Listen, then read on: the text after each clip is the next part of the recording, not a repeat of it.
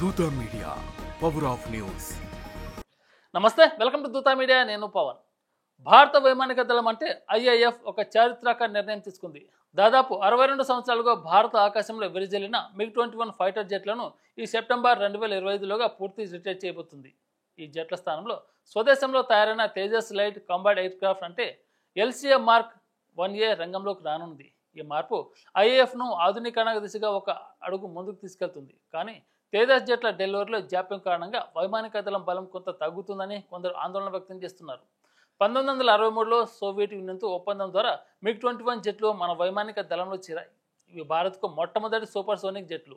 ఈ జెట్లు 1965 ఇండో పాకిస్తాన్ యుద్ధం, 1971 బంగ్లాదేశ్ విమోచన యుద్ధం, 1999 కార్గిల్ యుద్ధం, 2019 బాలాకోట్ ఎయిర్ స్ట్రైక్లో కీలక పాత్ర పోషించాయి.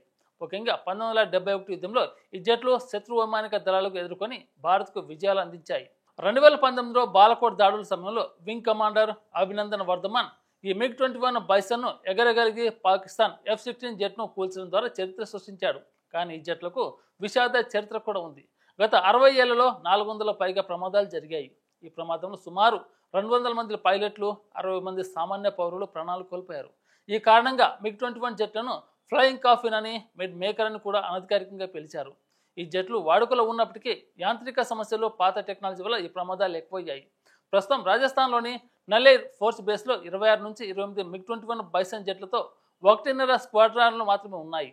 ఈ జెట్లు ఎక్కువగా శిక్షణ కోసం, కొన్ని ఇంటర్సెప్టార్ పనుల కోసం మాత్రమే ఉపయోగిస్తున్నారు. MiG-21 జెట్ల స్థానంలో తేజస్ మార్క్ 1A జెట్లను రానున్నాయి. ఈ జెట్లను హిందుస్థాన్ ఏరోనాటిక్స్ లిమిటెడ్ అంటే HAL తయారు చేస్తుంది. ఇవి స్వదేశీ టెక్నాలజీతో రూపొందిన ఆధునిక జెట్లు.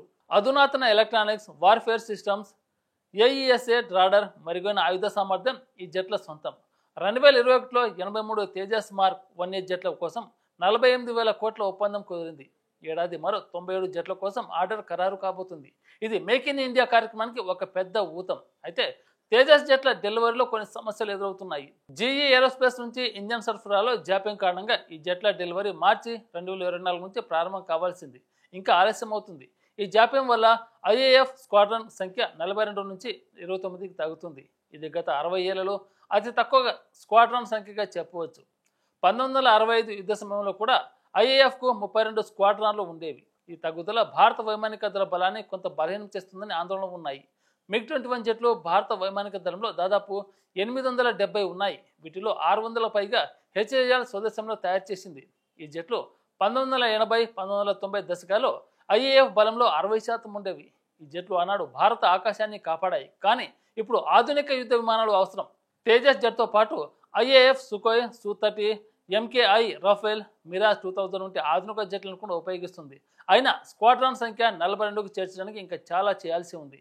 సెప్టెంబర్ 19 చండీగఢ్ ఎయిర్ బేస్లో MiG-21 జెట్లకు ఘనమైన వేడుకల కార్యక్రమం జరగనుంది. ఈ కార్యక్రమంలో 123 స్క్వాడ్రాన్ అంటే ఫాందర్స్ తమ చివరి ఫైట్ను ప్రదర్శించింది. ఈ కార్యక్రమానికి సీనియర్ IAF అధికారులు, MiG-21 జెట్లతో పనిచేసిన వెటరన్ పైలట్లు హాజరవుతారు. ఈ జెట్లు భారత ఆకాశంలో చెరగని ముద్ర వేశాయి. వీటి స్థానంలో వచ్చే తేజస్ జెట్లు భారత వైమానిక దళాన్ని కొత్త శక్తిని, స్వదేశీ గౌరవాన్ని అందిస్తాయని ఆశిద్దాం. For more updates please subscribe దూత మీడియా.